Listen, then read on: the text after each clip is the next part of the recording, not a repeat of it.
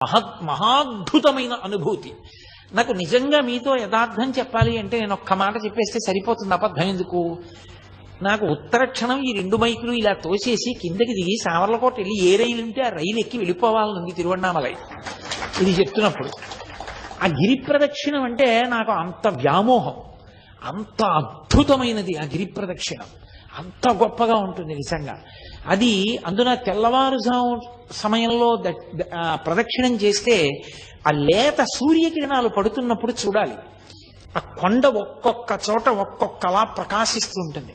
ఆ లేలేత సూర్యకిరణాల్లో ప్రదక్షిణం చేస్తూ వెడుతుంటే మనం చెయ్యగలిగిన ధర్మకార్యం చేస్తూ భగవన్నామని చెప్తూ కూర్చుంటూ లేస్తూ తిరుగుతుంటే ఎంత ఆనందంగా ఉంటుందో నిజంగా గిరి ప్రదక్షిణం.